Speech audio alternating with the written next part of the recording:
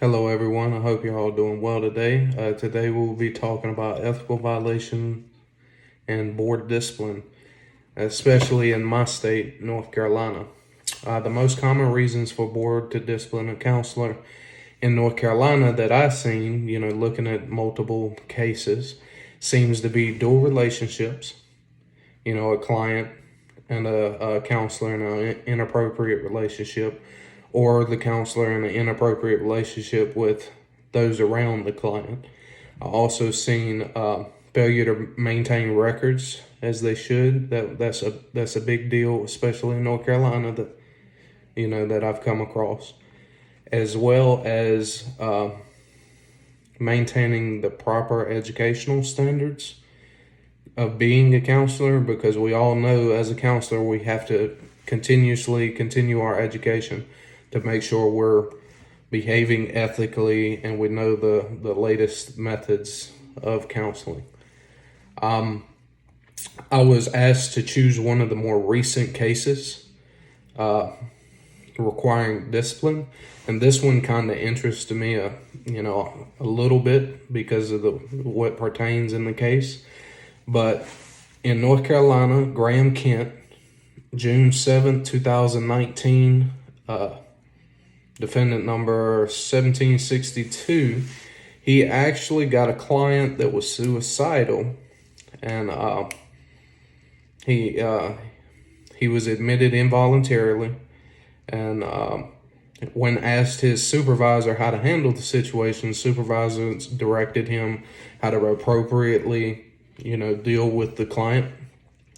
And instead, the counselor did not listen to his supervisor, ended up terminating his stay in the facility he was in, and went ahead and sent the client home. Well, 48 hours later, the client killed himself, committed suicide. And so there's a whole slew of ethical violations. According to the ACA, he violated A1A, primary responsibility, A1B, records and documentation, A4A, avoiding harm, A11C, appropriate termination, A12, abandonment, client neglect, B2A, serious and foreseeable harm and legal requirements, E1A, assessment, E5A, proper diagnosis. In addition to that, he also violated North Carolina General Statute 90-340 A9 A10, which has been guilty of immoral, dishonorable, unprofessional, or unethical conduct as defined in this subsection or in a current code of ethics of the American Counseling Association. And 10 has practiced professional counseling in such a manner as to endanger the welfare of clients. So pretty much as what happened to the counselor is he got his license revoked and he can no longer practice anymore.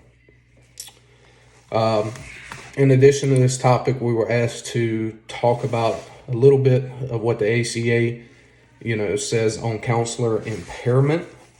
And counselor impairment in the ACA Code of Ethics, section F5B, talks about impairment. Students and supervisors monitor themselves for signs of impairment from their own physical, mental, or emotional problems and refrain from offering or providing professional services when such impairment is likely to harm client or others. That is very important. We want to make sure that we are not facing impairment and we can behave, as we should and practice as we should ethically. Pretty much, seeing that the common problem is record keeping, question that comes to mind is some helpful, ways of keeping up with records. Like, what's the most effective way to make sure that this doesn't happen to me in the future? That's kind of my biggest question, how to behave ethically to make sure that I don't ever come across this issue in the future. Okay, guys, I hope you have a great week. Thank you so much for watching the video. We'll see you later.